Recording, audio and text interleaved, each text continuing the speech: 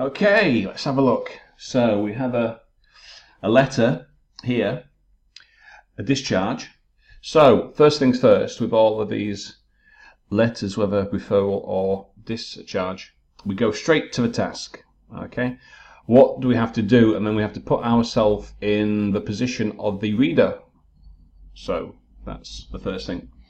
So you are a first year resident in the surgical ward.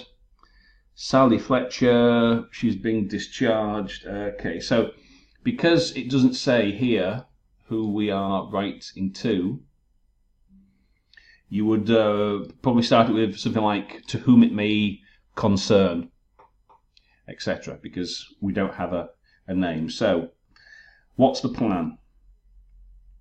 To be discharged when they can walk, eat, and urinate on their own.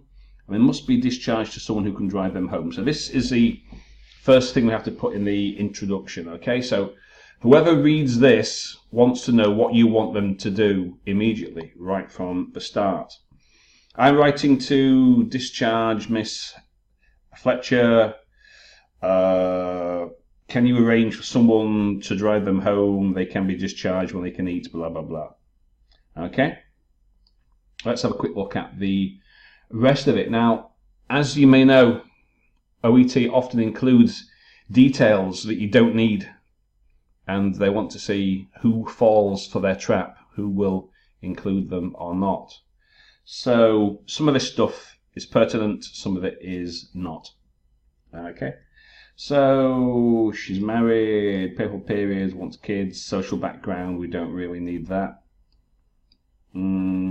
Shy, discussing sexual history, well, okay, don't know if that is pertinent, if she's shy or not, but recovering post-op, transvaginal ultrasound, constipation, okay, menstrual pain, mobility post-op, so she can shower, can't drive on analgesics, she can have sex again in 2 weeks, can go back to a diet, can walk as long as she can, good progress overall. Okay, let's take a look. So I'm going to save the changes here, and I'll send you this file later. Dear Mr. and Mrs., I would put, you know, as I say, if you don't know, to whom it may concern. So I put that first. I wanted to discharge Mrs. Fletcher, who has undergone laparoscopy for endometriosis. Okay, now right. Now E2 and Swoosh and OET on line, well, all the top instructors all recommend that you put the reason for writing in the introduction and before the closing. So it's basically twice, right, in your letter. So I would put this in the introduction as well. Okay, right to something like, please arrange for her a discharge when she is able to, you know. So hang on, I'll copy and paste that because I can't be bothered with writing it out. So right. I don't know why people use these adverbs such as kindly. So kindly discharged as opposed to unkindly, as in get the fuck out of my hospital. That's unkindly discharge. But I don't think so. You've got to be a little, you know, be a bit circumspect. We don't need this. Kindly, gratefully. You don't really need it. You're writing to a medical professional who's doing their job. You don't have to kindly appreciate them. They are doing what they get paid to do. So let me copy and paste this. Now this is what I would be tempted to put in the introduction, right? I'm writing to discharge Mrs. Fletcher, who had now, first thing, past perfect, right? That's no good. We need present perfect, not past. I'll tell you what, I'll put the changes back on. Hang on. No, that's just, let me see. Please ensure that she is only discharged when not your own, and also there's someone capable of driving her home. So that's what I would put in the introduction. Okay, so the reason, so first, to whom it may concern, instead of dear Mr.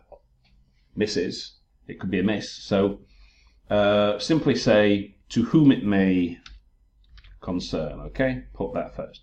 I'm writing to discharge Mrs. Fletcher, blah blah blah blah blah. Okay, so that's what I would do. Let me put the changes back on now. Now, past perfect, don't need it. Present perfect. You only use past perfect usually when you've got two past actions and you want to show the sequence of events, or when you know exactly when the past action occurred. Because we're connecting present and past, or sorry, perhaps I should say past and present, present perfect would do fine. Who has, or you could use an adverb who has recently undergone. If it's not so far in the past, you could use adverb. Okay. Then the reason, please ensure she is discharged, which is able to walk, eat, blah, blah, blah, blah, blah, blah, blah. Okay. Now, do we really need this? And if so, do we need it here? Let's have a look at the case notes again, because you have to keep going back and forth. So, okay. She's being discharged, she's made good progress. So what you want to basically be telling the reader is how she's been in hospital. We don't really need to know what happened in the past. All we need to know is, okay, she came to hospital complaining of certain things, we solved these, she's been cured, etc. Now we need to know what she needs, for the future. So, such as so a lot of the medical background is not specifically that important because she is coming out of hospital. So we don't really need this. What we do need is what we have to do or be aware of for her in the future. So keep the incisions clean and dry. Okay, she'd have to be told how to do that, and she needs to be told about when she can start doing her usual activities, and what advice you would give her, or what you want to give her when she's out. Okay, so now also it's a good idea to use introductory phrases and expressions instead of simply dropping in a sentence, where there's no connection with the previous sentences or paragraph. You need something like, in terms of her medical and social history, or something such as that, And I don't really, trying to conceive, I don't really know if we need this, You could put the 3 years medical history, you could maybe put it in, a matter of fact, I wouldn't use it. I don't think we actually need it. So, okay, she presented, though she was shy, in disclosing her sexual history. I don't know if we really need that, but okay. She mentioned having frequently occurring acute menstrual pain, which was localized with her own association with constipation. That's a bit of a lengthy sentence. If you look at that, that's all one sentence. A little bit long. It could be a run-on, a sentence where you add things, subject, verb. So you've got to be careful. If it's too long, it may be overly complicated, and it may not be correctly interpreted by the reader. So I would be careful there. She mentioned having technologies. That's a little bit long for a sentence. You could cut that down or make it 2 sentences. As a result, a transvaginal ultrasound was performed. Therefore, surgery was done today. Now, right. Now, surgery is usually taken to be an abstract noun. So we wouldn't really say a surgery. We might say an operation, which is countable, but surgery, I don't believe it's usually countable. It's usually I've had surgery, or so you might say I need surgery, or I need eye surgery. I'm having an operation next week. Yeah, so that's what you would probably do. You say I'm having total knee replacement surgery. I'm having the operation. So surgery, probably uncountable, but the operation itself usually is countable. So surgery usually uncountable, operation is countable.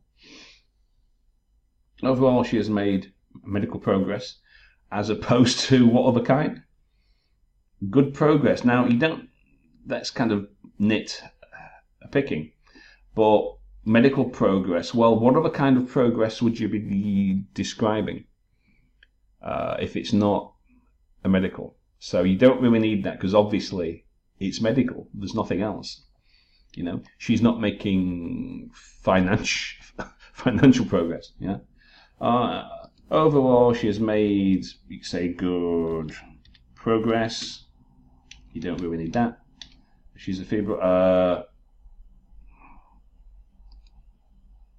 Now, you say, and she is afebrile, or although she is, or she's febrile.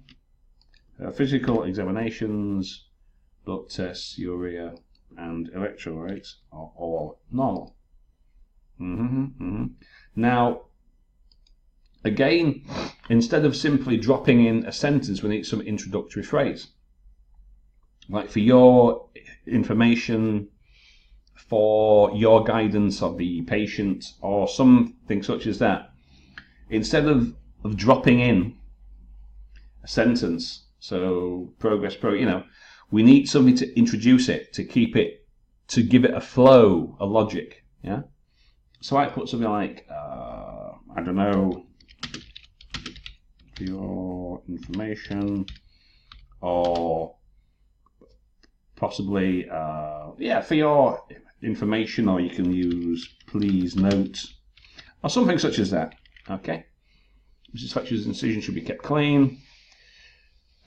Showering can resume. She can right.